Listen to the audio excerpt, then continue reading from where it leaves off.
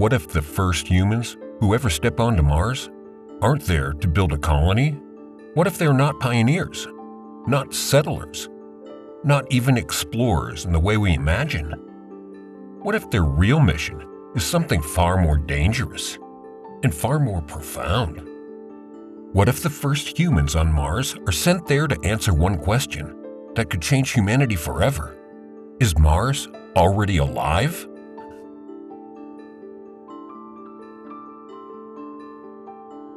For decades, we've imagined the first human mission to Mars as the beginning of a new civilization. Domes on the surface, greenhouses growing food, astronauts becoming settlers. But according to a new scientific report that just shocked the space community, that vision may be completely wrong, because the world's top scientists are now saying that the first human missions to Mars should not focus on colonization at all. Instead, they should focus on something far more riskier, something far more controversial, something we may only get one chance to do right. They say the first humans on Mars should be there to hunt for signs of life. And once you understand why, you'll realize this decision could redefine humanity's place in the universe.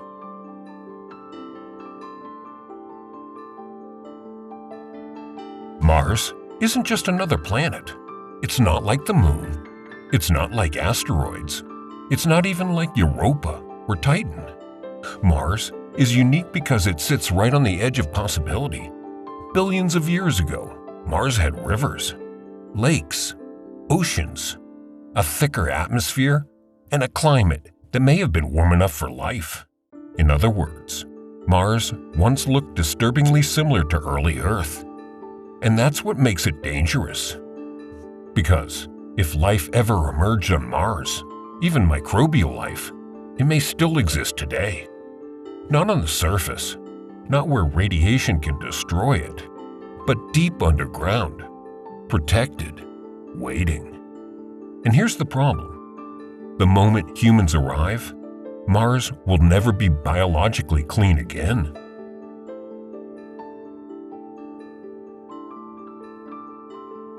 Humans are walking ecosystems. Every breath we exhale, every flake of skin we shed, every microbe living inside us, we contaminate everything we touch.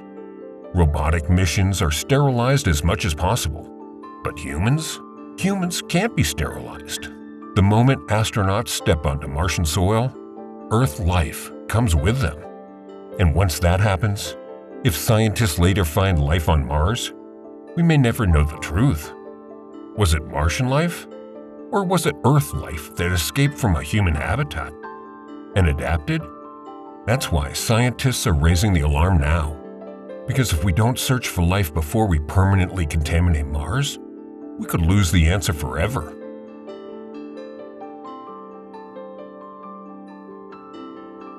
You might be wondering, why not just let robots do the job? After all, rovers like Perseverance are already searching for biosignatures. And yes, they've found intriguing clues. Organic molecules, ancient lake beds, chemical patterns that hint at biology. But here's the brutal truth. Robots are slow, limited, and blind compared to humans.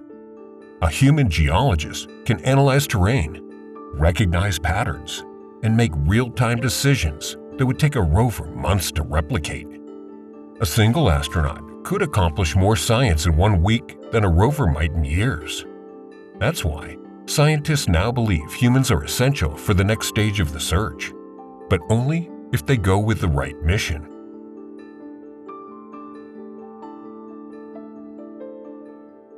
This is the most terrifying part of the entire debate. We only get one first human landing on Mars. There is no reset button, no second chance to keep Mars pristine, no undo. Once permanent human presence begins, Mars changes forever. That's why the new recommendation is so radical. Before building habitats, before mining resources, before terraforming dreams, humans should be sent to Mars as biological investigators, not settlers. Their mission would be to drill deep underground, explore ancient river deltas, analyze subsurface ice, and search for any trace of life, past or present. Because once colonization starts, that chapter is closed. If you're fascinated by the hidden science behind humanity's future in space, subscribe to BackSpace, because this story is far bigger than Mars.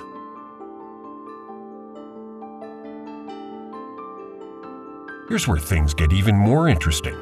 Scientists aren't expecting Martians walking around.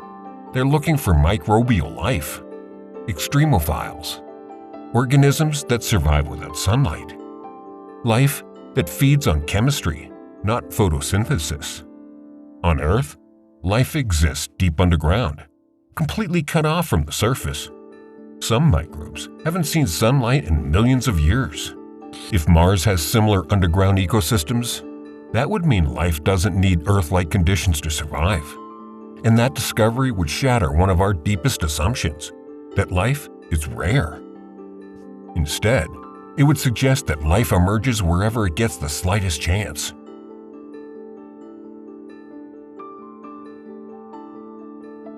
But there's a darker side to this mission. What happens if we do find life? Do we study it? Preserve it? Leave it untouched? Or do we risk destroying an alien ecosystem for the sake of human expansion? Some scientists argue that Mars should be protected permanently. That if native life exists, Mars belongs to it, not us. Others argue that humanity's survival depends on learning how life adapts beyond Earth, and Mars is the only place close enough to answer that question. There is no easy answer, and that's exactly why the first humans on Mars matter so much.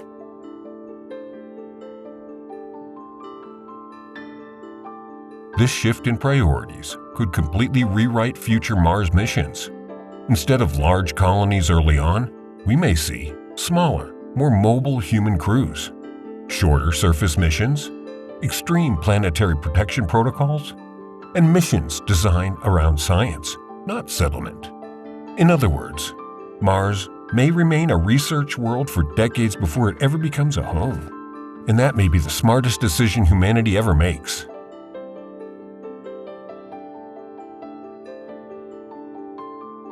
This isn't just about Mars.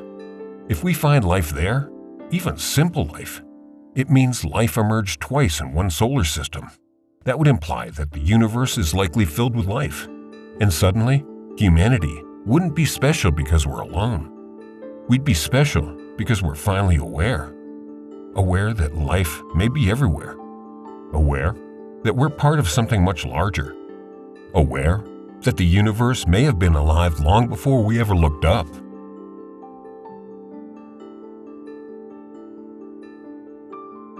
So maybe the first humans on Mars aren't colonists. Maybe they're archaeologists, detectives, witnesses, sent to uncover a story written billions of years ago, before Earth even knew how to breathe. A story that could redefine biology, evolution, and our place in the cosmos. Mars isn't just a destination, it's a test.